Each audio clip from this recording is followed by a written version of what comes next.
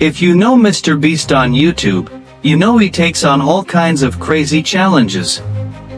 But in 2019, Jimmy Donaldson aka MrBeast thought it was time to do something different.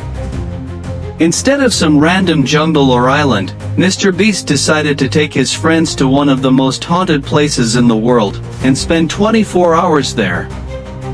Tarek, Chandler, Connor, Chris, Josh, and Jake were up for the challenge, but they were also pretty scared. They packed ghost hunting gear like EMF meters, infrared meters, night vision cameras, tons of batteries, flashlights, and walkie-talkies, and headed off to the Ohio State Reformatory. This is one of America's most haunted prisons, a massive 6-floor facility spread across 1 lakh square feet, 100,000 square feet, with over 100 prison cells. As soon as they stepped inside, they understood why people called this place terrifying.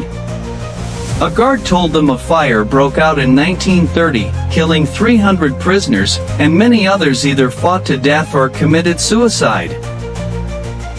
It's said that the souls of those inmates still roam the prison. The guard himself claimed he had experienced paranormal activity, and even told them about another guard who died mysteriously in solitary confinement. He warned them to stay close, never split up, and not to mess around. He also strictly told them not to go near the hospital or the old church.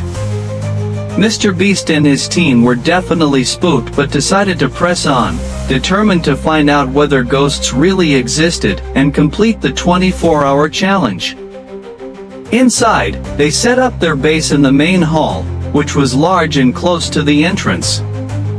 After exploring a part of the prison, they decided to split up. MrBeast, Chandler, and Josh would go explore the hospital. Chris, Jake, Connor, and Tarek would check out the solitary confinement block, where prisoners were once left to rot without food or water. MrBeast's group climbed the old metal stairs and started walking through the hospital corridor with their EMF meter running and recording video. They found a room with a table and a movie poster cut out, and began joking around about it.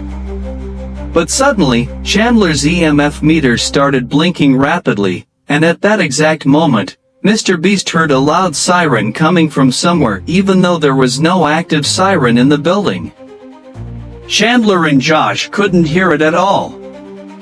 When MrBeast pointed the EMF meter in the direction of the sound, it started blinking even faster. They moved toward the sound source, and the EMF meter went wild right near an open room.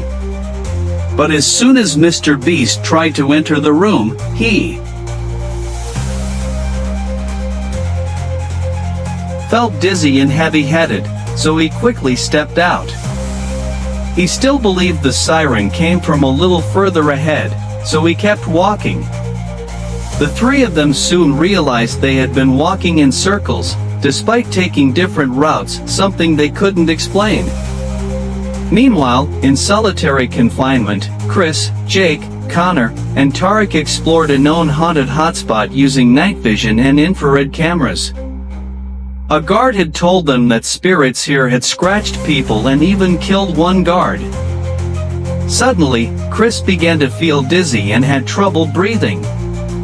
Jake, who had been looking around the creepy room, suddenly screamed loudly. He had just seen a dark shadowy figure coming toward him. When the others turned toward Jake, they too saw the black figure approaching, but it vanished into thin air right before their eyes. Scared, they discussed what they'd seen. That's when Jake felt someone breathing right next to him, though no one was there.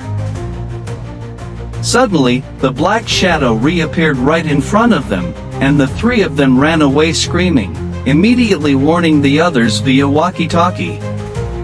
MrBeast, Chandler, and Josh initially thought they were just pulling a prank to scare them, but while they were talking, they suddenly heard a very strange noise through the walkie-talkie, and then it completely shut off. Then they decided to check out the old church, which used to be the execution chamber, where many prisoners were hanged. It is believed that many of their souls still haunt the area. Inside the church, MrBeast jokingly pretended to be a priest, had Chandler sit in a seat, and began thanking him and talking about the haunting. Suddenly, the walkie-talkie came back to life, and this time Chris was asking for their location. MrBeast jokingly shared their location. But then the walkie-talkie gave off a strange disturbance, and then, they heard a woman's voice say, "It's raining outside." But it didn't sound like a normal voice, it sounded deeply disturbing. In fact, Chandler felt like the woman was also laughing creepily. And just like that, the voice cut off. Confused and spooked, the three of them returned to their base camp in the main hall, only to find that it had actually started pouring outside, with loud thunder and lightning.